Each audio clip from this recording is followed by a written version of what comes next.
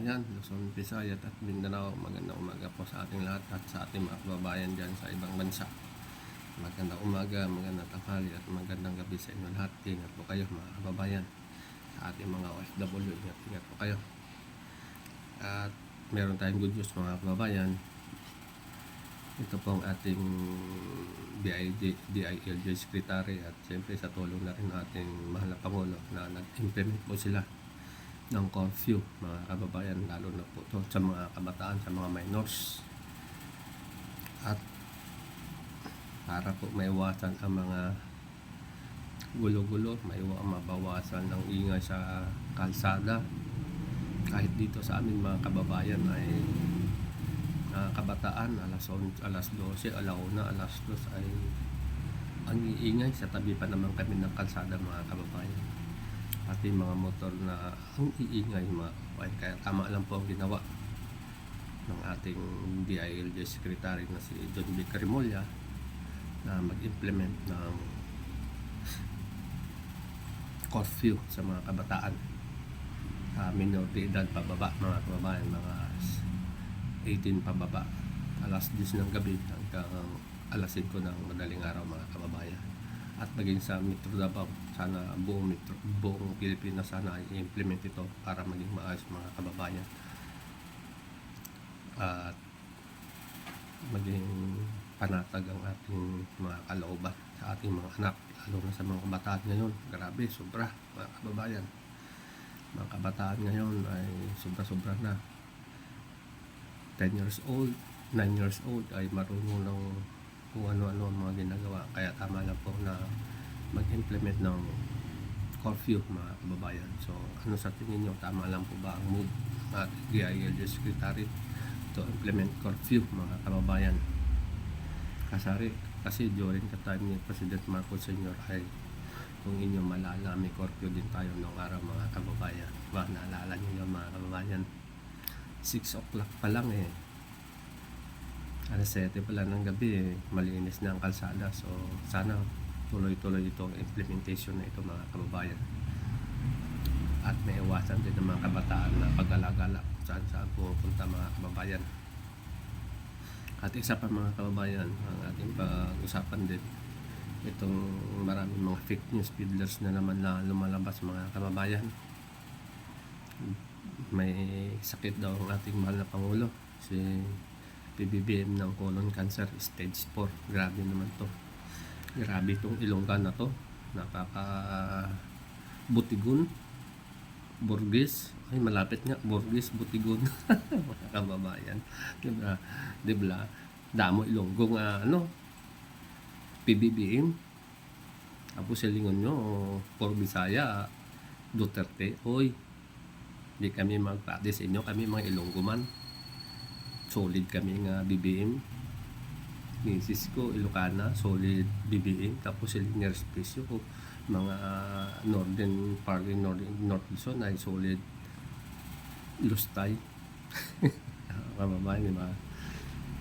Ang usapan po lang natin dito mga kababayan ay yung mga fake news peddlers. Minsan kasi itong ating press secretary ay medyo malambot. Ang dami-dami ng mga fake news peddlers na lumalabas. Hindi man na ipakulong mga ito, hindi man na paulihin ito. Kasi masyadong mababa itong yung piyansa. Bakit kaya hindi kasi lakihan ito ng mga cyber libel na ito na nagpapakalat ng mga fake news? Bakit hindi nyo lakihan na lang itong mga mga kababayan ng ating mga kongresista, ating mga magigiting na mga gumagawa ng batas? Diba pwedeng lakihan nyo na lang itong mga danyos, o para sa na hindi yung 40,000 lang, dapat gawin yung 300,000 para medyo malaki-laki, o 500,000 sa mga sinungaling, sa mga butigon, para medyo hindi sila masyadong kampante sa paghatag ng mga impormasyon ng mga butigon, mga fake news mga kababayan, diba? So kinahanglan nga maging matatag, maging maisog ini ang ato nga press secretary. Sampulan nyo abi, please, sampulan nyo para matuto to mga fake news peddlers na to mga kababayan, no? Burgis, Ilongga ka, ah. Grabe na si Ilongga, gabanat. Kaya dapat makulong ka na. Yung mga fake news peddlers, kita mo si yung nagpakalat din si Ngongo dun sa St. Notes. Nagbiyansa lang, magkano lang biyansa. Kaya na naman, bumabanat na naman sila. So sana lakihan nyo na kongresista na maglilitin na gumagawa ng batas.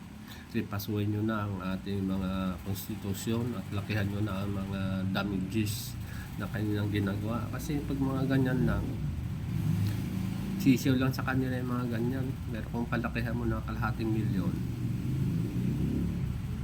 para hindi na sila masyadong ng fake news. Ano ba naman itong ginagawa ng ating press secretary tsaka yung DICT at yung mga cyber libel yung ating NBI.